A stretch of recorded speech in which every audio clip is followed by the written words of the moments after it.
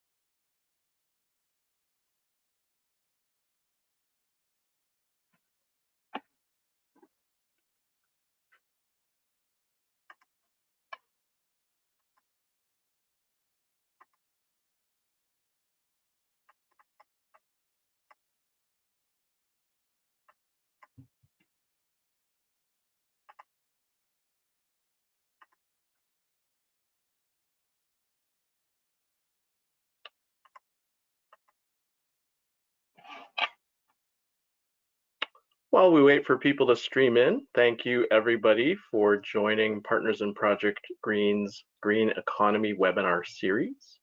Our first webinar in this series is called The Business Case for Natural Infrastructure.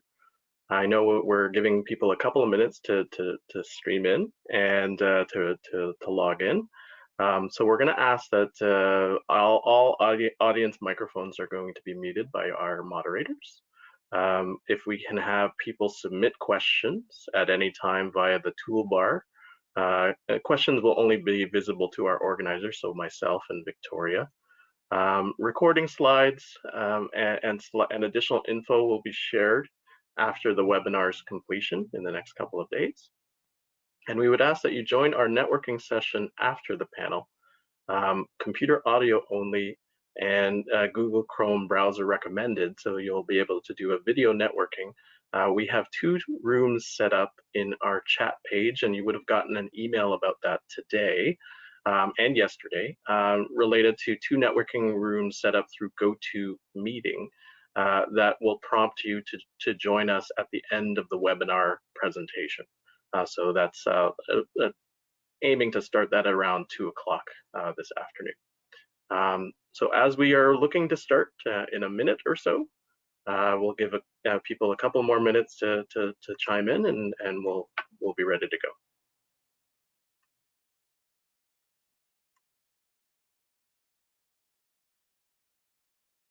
Correction, sorry. So our networking links will actually be posted at near the end of the webinar for people to join our networking rooms about 5 minutes before the end.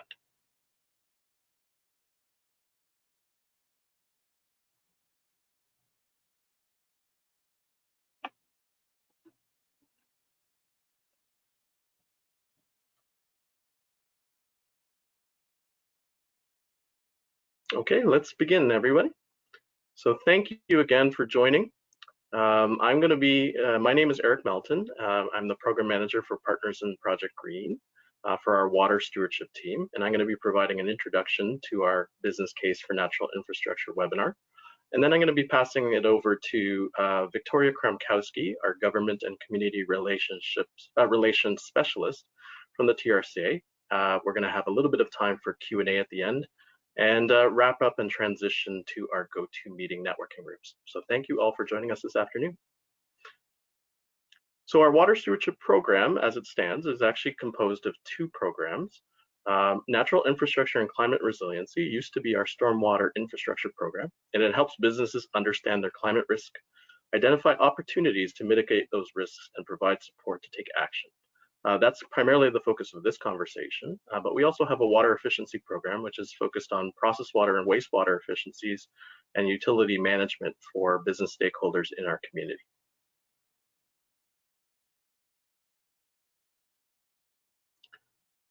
For the natural infrastructure and climate resiliency piece, what I wanted to start with is what are the main benefits to our organization? So resiliency for your business and within the community is actually a way to utilize natural infrastructure for private and public lands.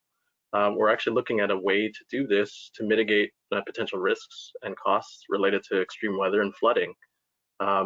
which could impact all sorts of aspects of your operations. Partners in Project Green has historically, over the last 6 years, maintained a low impact development technology and service vendor network.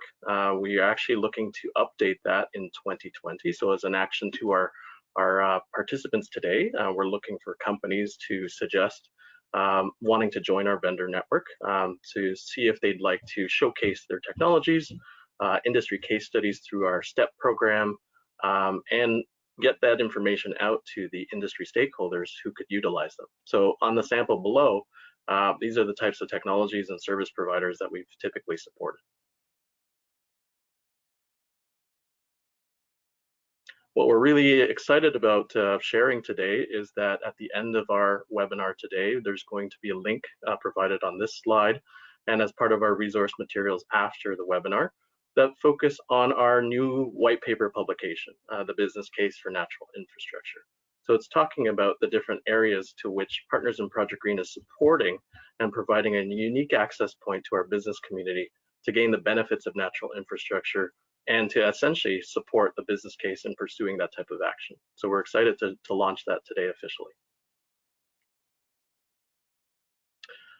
The next set of slides are going to be a walkthrough of the typical type of work that Partners in Project Green has supported from a water stewardship side related to natural infrastructure and climate resiliency.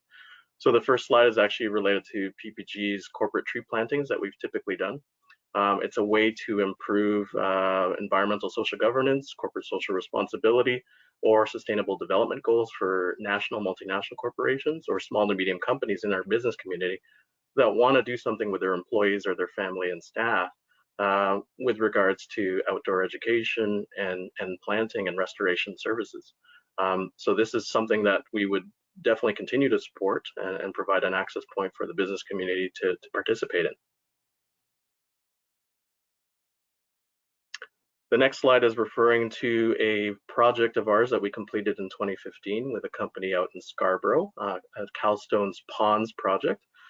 It was a implementation of on-site stormwater management, converting a 44,000 foot drainage area of what would have been rooftop and grass area into a industry implementation of various LID types of supports and customized design. It infiltrates about almost 2 million liters of water per year. It's been in place for almost a little bit more than 5 years now. And we're quite proud of the fact that it allows the company to showcase not only water stewardship and leadership in the industry, but also influences the way that their employees and their supply chain actually interact with the company itself.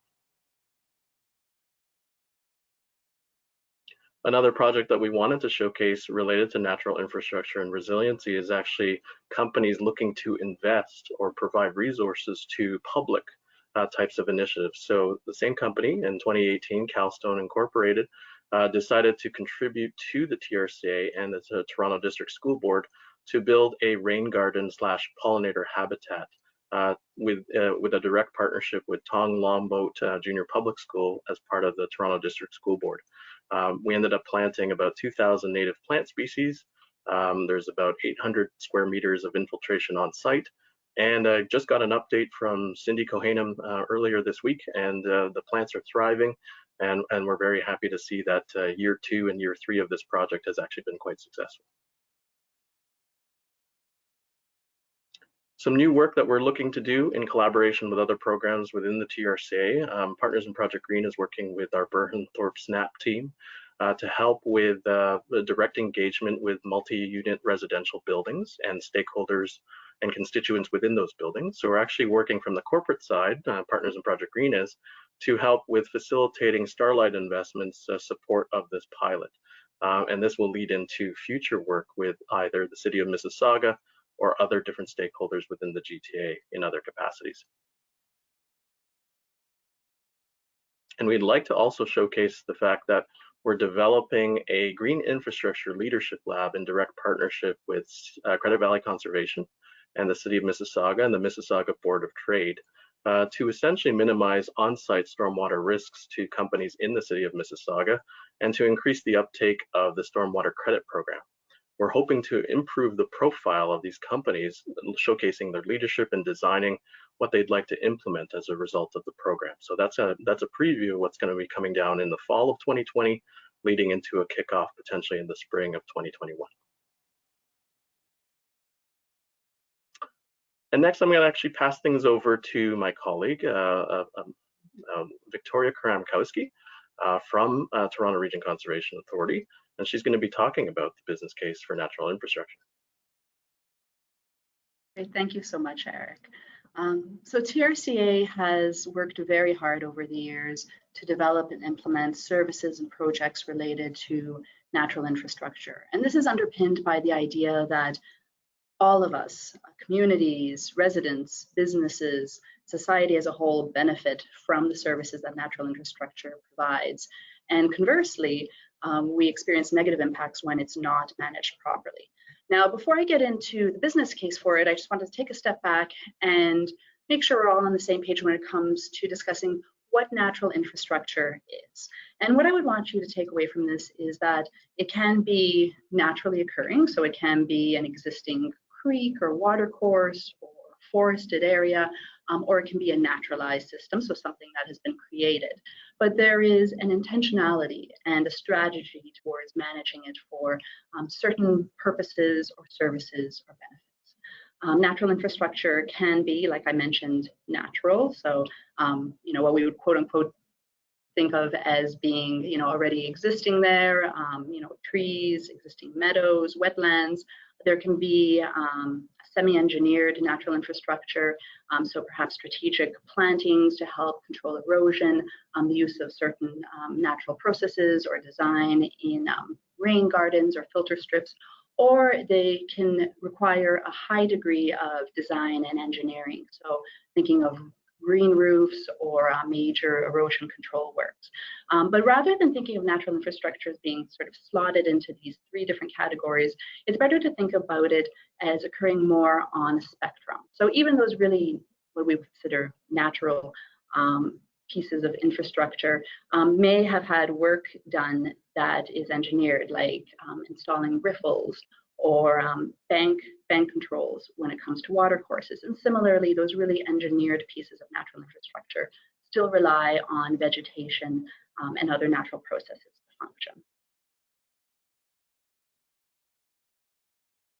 So what benefits does natural infrastructure provide us? And I thought rather than just tell you that, I would show you through a really great case study, the Brocklands, which is 2 sites that TRCA owns and has worked with Pickering and Ajax on to restore.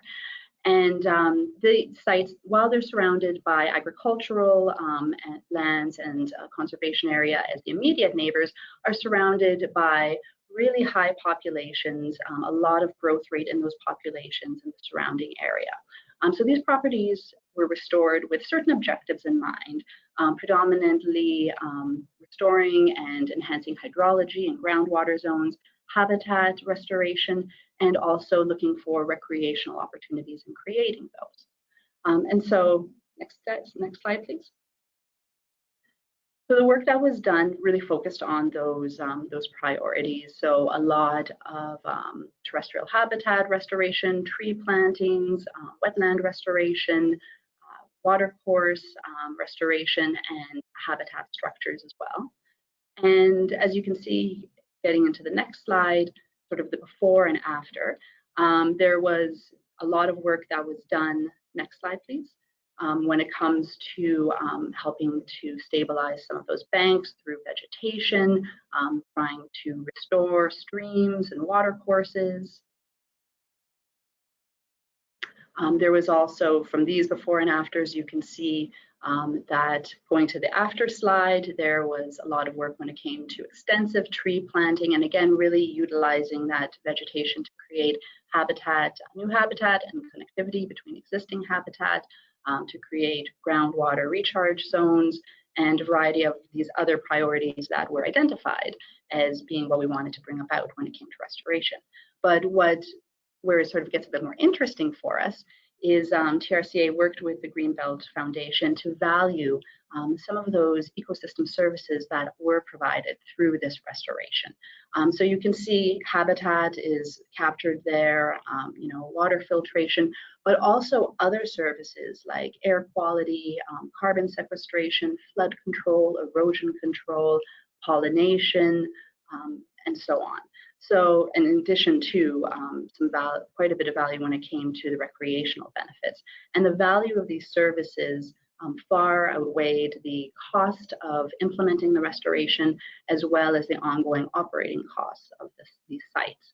So that gives us a sense of that suite of other co-benefits and other services that are often provided through natural infrastructure. And if you go to the next slide, you'll see that there's other services that also are provided by natural infrastructure.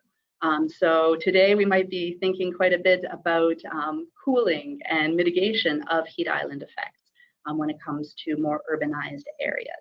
PRCA, through the Peel Climate Change Partnership, has worked with Greenbelt Foundation on a study to look at the cooling effects of forested areas and even individual trees when it comes to compared to the surrounding area and the greater Golden Horseshoe area. And I believe that there will be an upcoming a webinar put on by Greenbelt Foundation and TRCA to discuss the upcoming report that's going to describe some of this, but definitely very significant both in the actual cooling that trees provide, as well as the perceived cooling. So how much cooler does it feel in the shade of a tree or in a forested area compared to the surrounding area?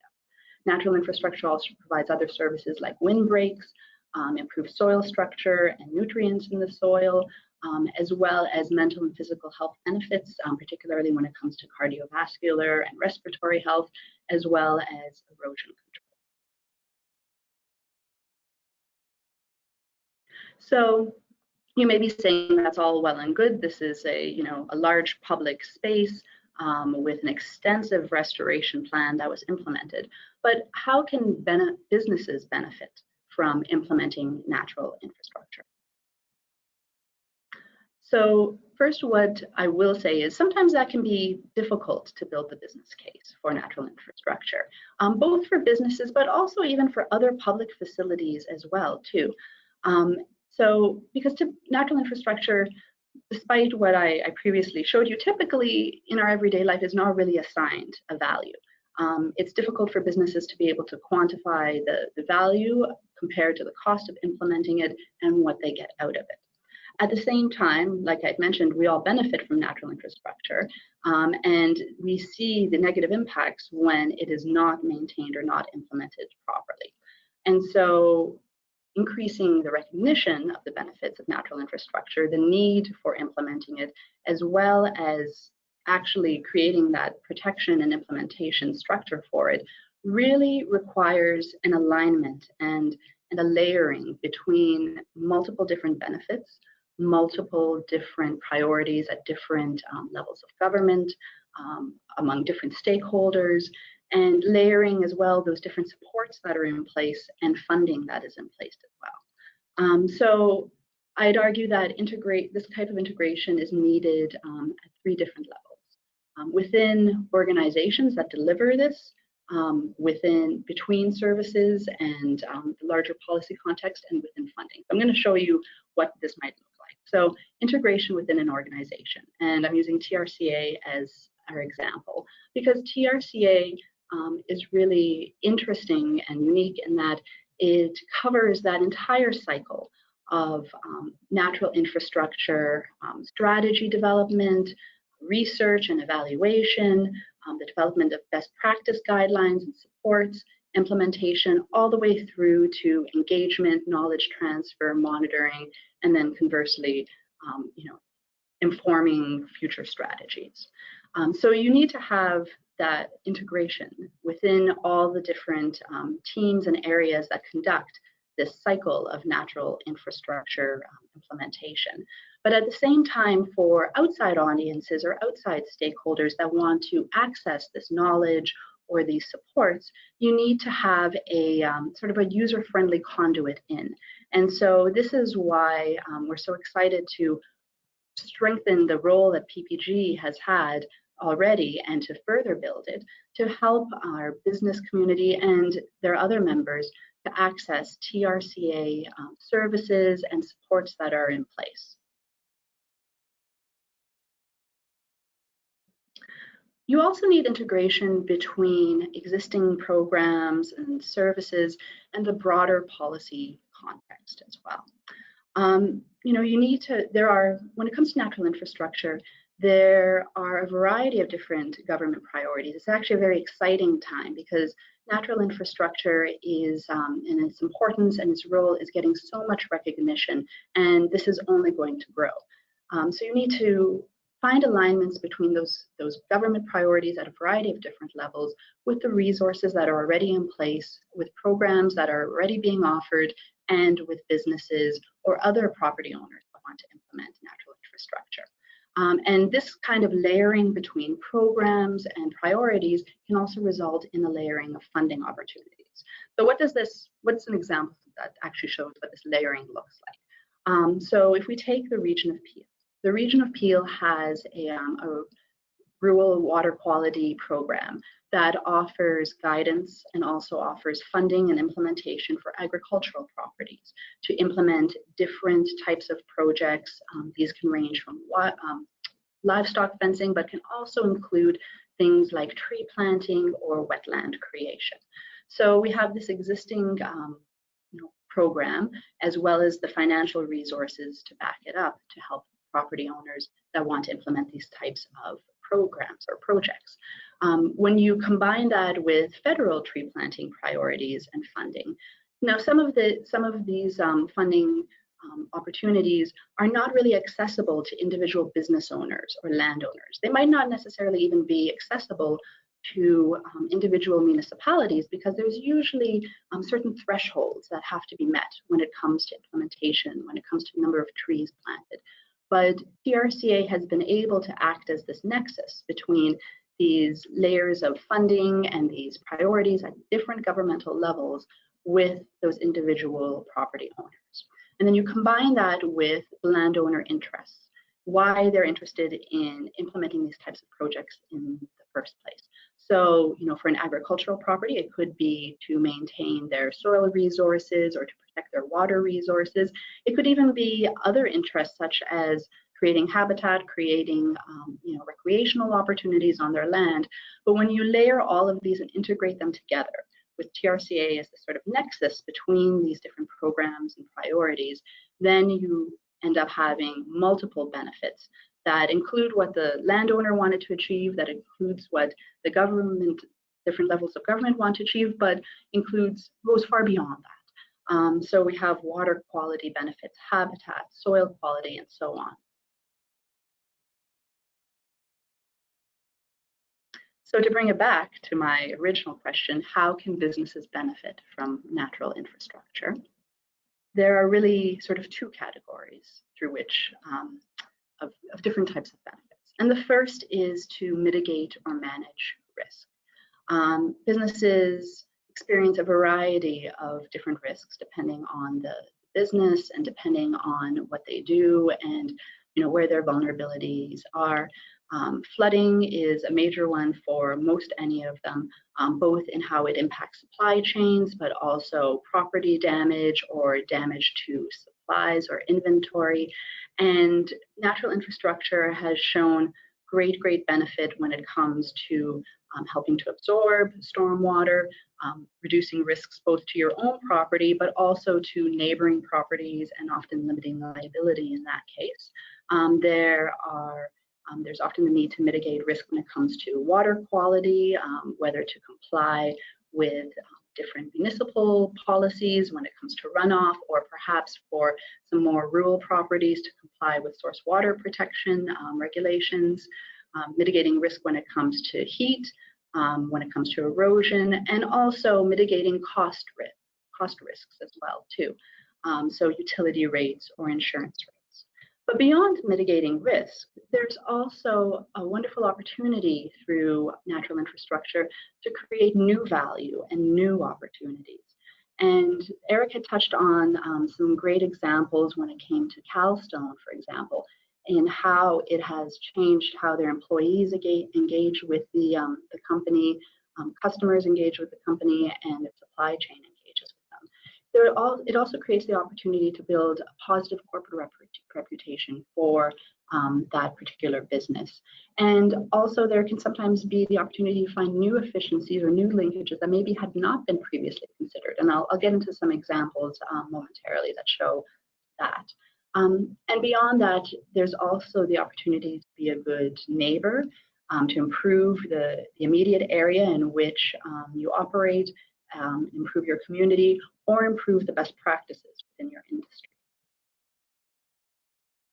So now I'm going to go through a few different areas in which TRCA works and really try to show how we work in this concept of integration in order to build the business case for implementing natural infrastructure on different sites. And tree planting and property greening is probably one of our most popular, and there's a few different reasons for that. Many of the benefits of greening a property are quite intuitive, makes the property more enjoyable, both to workers, to other people who might be joining. It also has a relatively low technical requirement. So unlike some other projects, you don't need to have that engineer's stamp of approval. There is certainly a plan when it comes to planting, but there's not those same technical requirements that perhaps erosion control works or a green roof might have. And so that makes it much more accessible for a wider variety of properties. And TRCA really works to integrate what the priorities are of different businesses or different property owners that we work with our own expertise, and as well as with the priorities and the funding opportunities that are offered at different levels of government.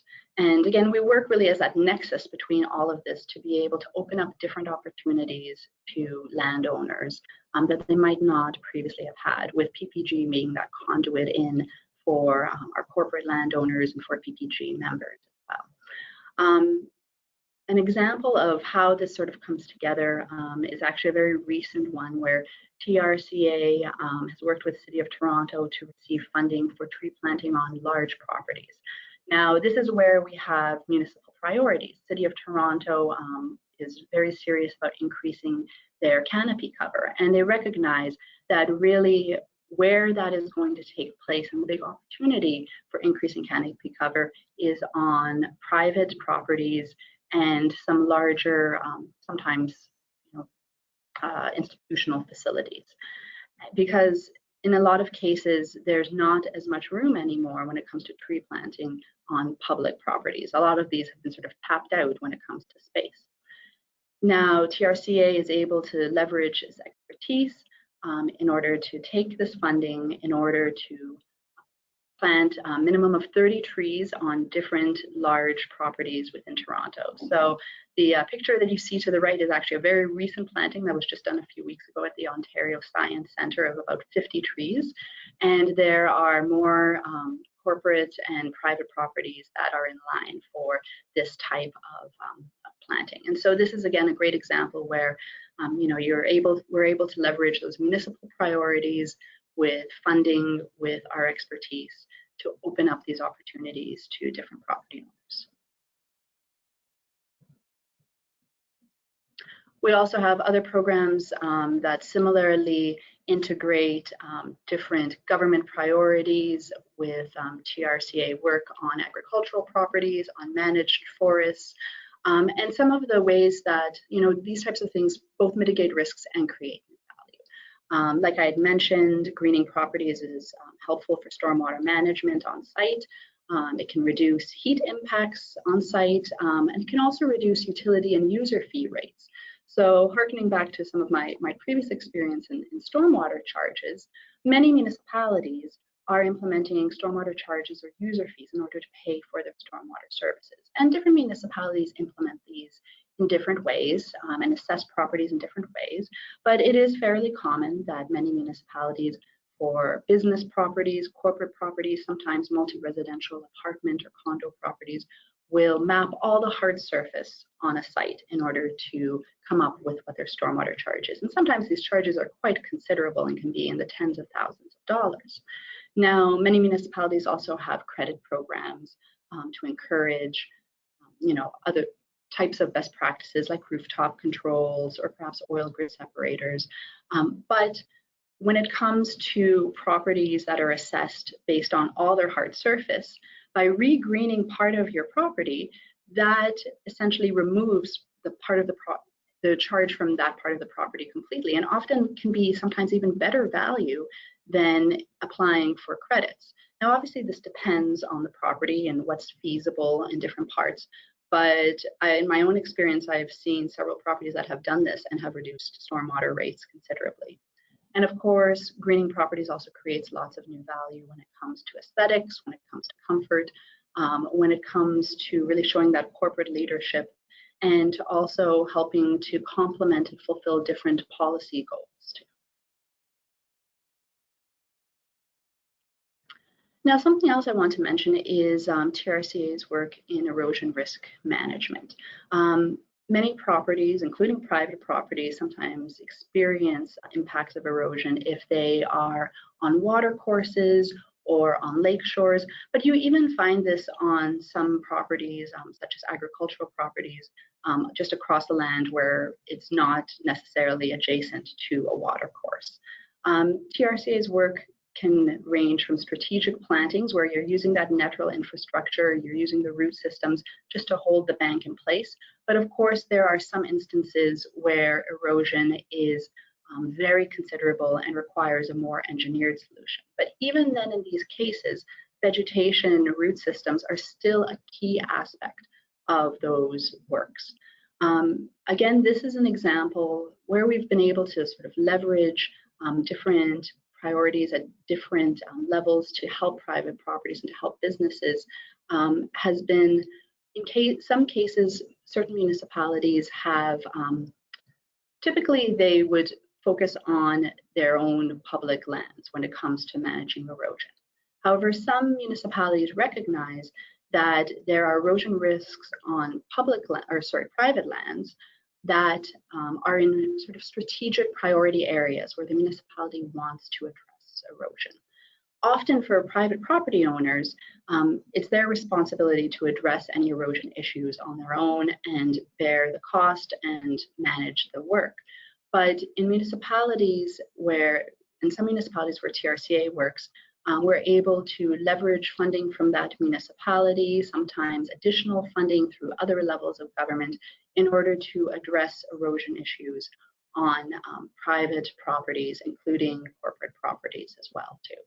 And how it manages risk is very clear. It prevents property damage. It also helps to prevent impacts to public safety.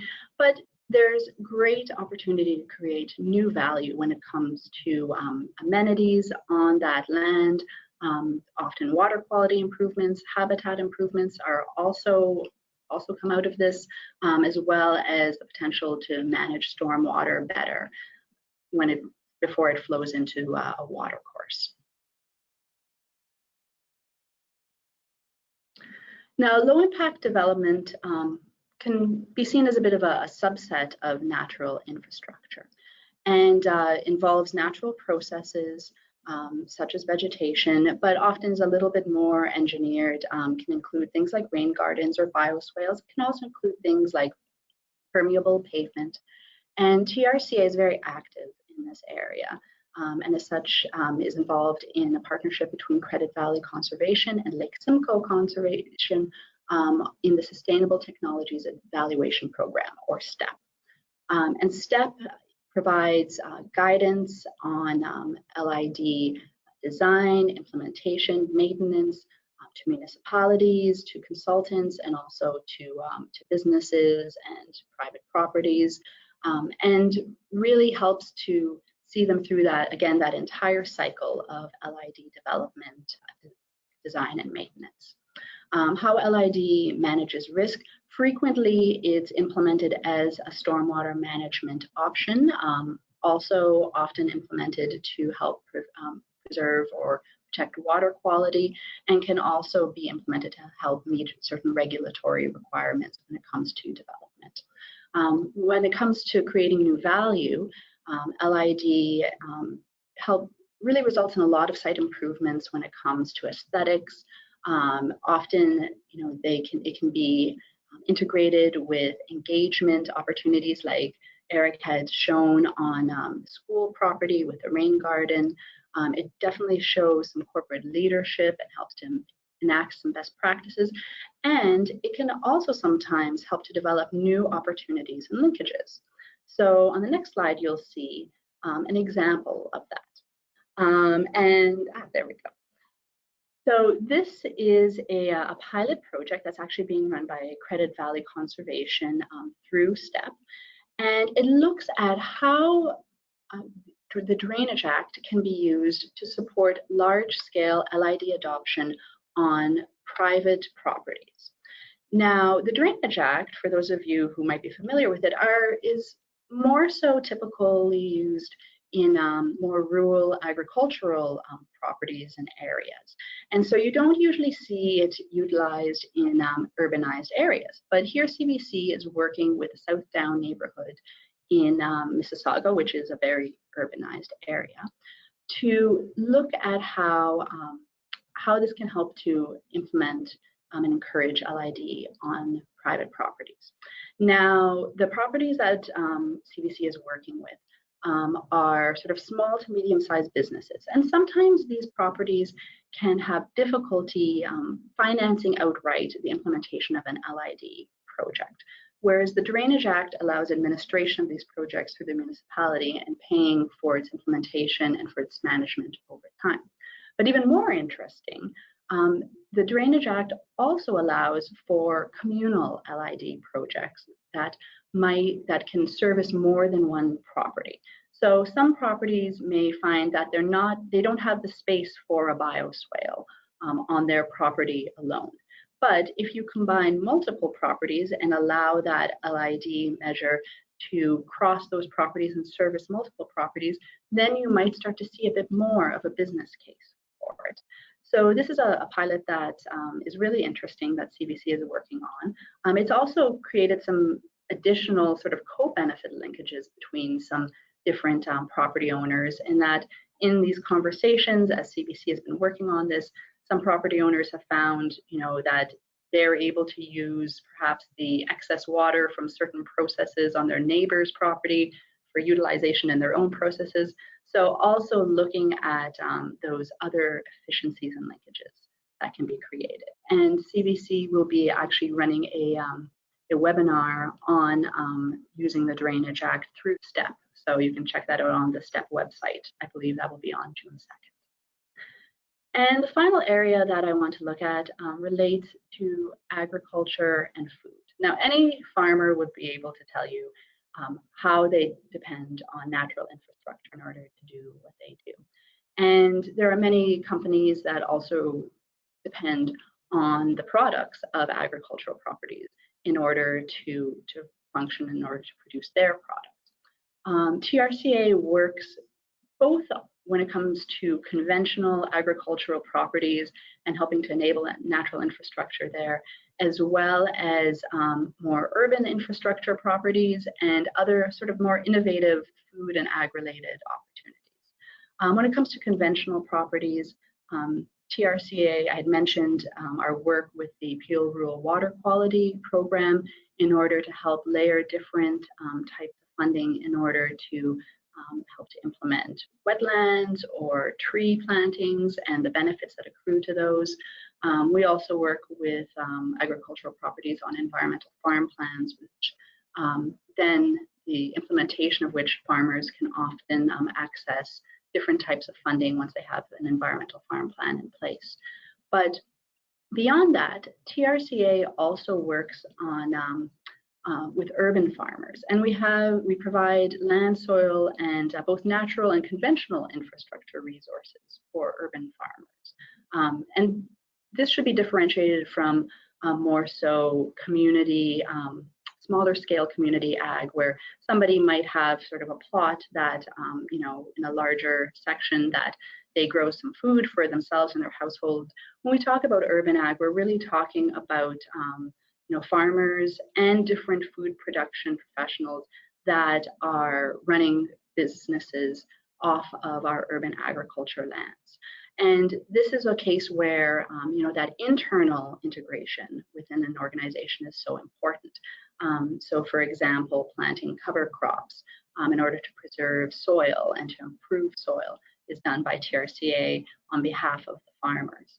And we also have other opportunities for innovative food businesses that utilize different types of natural infrastructure. And this is something that PPG has been an excellent conduit for shepherding through and for seeking out and cultivating some of these opportunities.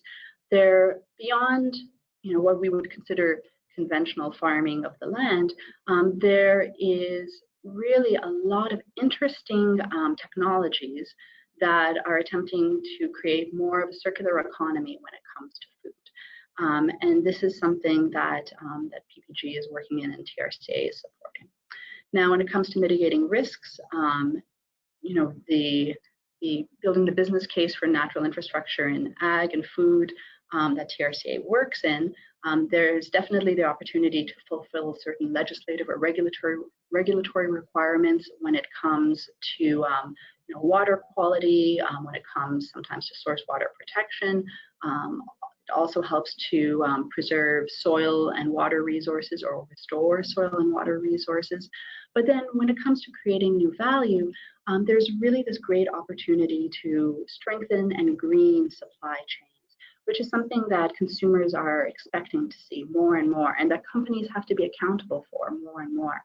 Can open up different financial supports for projects, and it can also help to implement some really innovative new food businesses in close proximity to urban areas.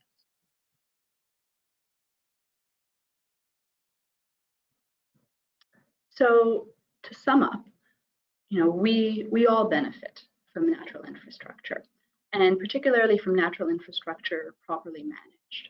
And conversely, we all feel the impacts when natural infrastructure is not managed or is removed. You know, natural infrastructure, it ranges in the spectrum from natural to highly engineered, but going forward, something to remember is that the maintenance and monitoring needs of different types of natural infrastructure also vary. So it's very important to think about what is realistic for your particular property or particular needs or resources that you have in place. What can be implemented, because that maintenance piece is critical. There's no point in implementing a project that cannot be maintained. It's a very exciting time because there is so much attention turning to natural infrastructure, to its benefits, to its evaluation of the services that it provides at all levels of government. And so it's really been helpful for TRCA to be able to be the conduit through which these different priorities and opportunities are layered and integrated. And that it's really going to be through that integration of those multiple benefits, those multiple resources, those multiple programs, that the business case can be made in the immediate term for different types of properties to implement natural infrastructure projects. So that sums up my my presentation. I believe we are taking questions now. Yes, thank you, Victoria. That was a wonderful presentation on the business case for natural infrastructure. We have about 10 minutes before the networking rooms are going to open. As a reminder to folks, in about 5 minutes before the end of the webinar portion, we're going to put up the links for the 2 networking rooms. I'm going to be hosting a networking room focused on the business case for businesses, and Victoria is going to be hosting a networking room focused on the business case for municipalities and nonprofit stakeholders and NGOs. We made a bet internally, a friendly bet internally, to see how many people we could get on either side. So hopefully more people go to Victoria's room. I'm pointing this way, sorry. So I wanted to take the time now for, we have about 10 minutes or so for questions. We actually got about 6 or 7 for Victoria. So we're going to jump right in. Victoria, if you're ready. I'm ready. So the first question is a very easy one. What are smart blue roofs? So smart blue roofs are, it's a technology where rainwater is sort of retained on a rooftop, but smart blue roofs they have a technology connection where after a certain point, or there's a virtual connection with weather forecasting. So you would be retaining water on your roof. You would be ideally utilizing it for different processes within your building. So you might be using it for flushing toilets, for example, or maybe for irrigation. And there's also cooling aspects as well too, to being able to keep water on your roof. But in anticipation of perhaps an upcoming rain event, smart blue roofs would release water in advance of that, so that when it rains again, new water can be retained, particularly during those storm events, so that you can sort of slowly release that water in advance and then be ready to accept more. And so that would be a smart blue roof technology. Great, great. So I'm going to jump into the next question. I just wanted to remind people who are attending, we're also going to be sending over a link and references of all the materials and a recording of the webinar. So if you missed portions of it, or if you needed to jump off, we'll be able to share that with you. So next question, Victoria. Can you please advise which municipalities are potentially assessing stormwater charges on hard surfaces in the GTA? Yes. So City of Mississauga, which is where I'm from, so I have the most knowledge about. They have implemented a stormwater charge back in 2016, and their stormwater charge for commercial properties and for multi-residential properties assesses total hard surface on that property in order to come up with a stormwater charge. Brampton is also actually, they'll be implementing their stormwater charge very shortly, and it takes the same approach when it comes to commercial and multi-residential, and I believe institutional properties as well. Other municipalities take different approaches. So, for example, Vaughan has a stormwater charge, which is based, I think it's a bit more of a tiered approach, and so based less on direct measurement of hard surface. I believe as of late 2019, City of Toronto was looking into a stormwater charge for parking lots, which is quite a specific subset of properties. But they had previously looked at a stormwater charge, but it's for parked it. But our last that I heard, we're looking into parking lots. And then just a little bit beyond the GTA, Kitchener-Waterloo also have a similar approach when it comes to stormwater charges for those commercial properties and basing it on complete hard surface. Great. So the next question is related to wanting to understand if there is support for urban farming or community gardens in terms of greening activities. Are there any support for funding that you know of that companies or stakeholders can access? For community gardens, I'm less familiar. In a lot of cases, it would probably be more so from the municipality itself.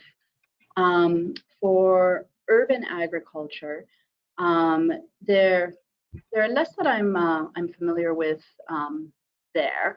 There are certainly opportunities when it comes to greening urban agriculture sites. If it is an agricultural site, then there's opportunities to create an environmental farm plan, which can open up funding opportunities from the province for different types of natural infrastructure. So plantings or cover crops or things like that. So there are some opportunities there. TRCA's urban agriculture sites, does have, there are certain supports that are in place that TRCA provides, and that's done with the operators of the site. So typically, TRCA has the site. We own the site. There's usually a farm operator in place, which is often an organization, and they provide supports to the farmers that are on site. And TRCA works with the farm operator to identify, sometimes if there's one-off funding opportunities or things like that. Great. So in the references that you mentioned earlier in the presentation, Victoria, you did a evaluation of ecosystem services. One of the attendees wanted to know how you quantified that. So I should qualify that in that I did not do that valuation of ecosystem services. And I will actually refer to, I believe, Greenbelt Foundation's associated report is coming out tomorrow. Am I correct in that, Eric? It's actually Monday. I actually just confirmed it's going to be Monday. Yeah. And there's a detailed explanation of how the valuation methodology takes place in that. And just as the report looks at a few different case studies and discusses the valuation methodology in that. Great. So Victoria, we still have a couple more questions. Similar light, someone wanted to understand, I think this might be related to the report as well, but I wanted to make sure I asked the question. It's based on the calculations for carbon sequestration and wanting to know more details on how that was generated. That one I am probably going to have to refer them to the Greenbelt Foundation report as well. Great. Great. So a couple of more TRCA-centric questions that came through. One of them is related to technologies. So there was a question where, and I think you did cover this quite a bit, but it is a reminder question. Companies that need help with green infrastructure design and procurement for the right technologies or systems to use, what type of help can TRCA can provide for that? So, I mean, it's PPG being sort of that conduit. I know that you guys have done quite a bit of work in sort of compiling vendors of recommendation, recommended vendors, and being able to provide some case studies. As I had mentioned, we also are partners in STEP. And so that program also provides support when it comes to, they won't do the actual sort of engineering designs, but they will help with concept designs. They will help with guidance on what might work on a property and what might not. A lot of property owners, they're experts in their business. They're experts in what they make or the services they offer, but not everybody is experts when it comes to low impact development and stormwater management and the other benefits you might be trying to achieve. So, those programs at TRCA help with corporate, corporate businesses and corporate properties to help to, sort of walk them through that process. Great.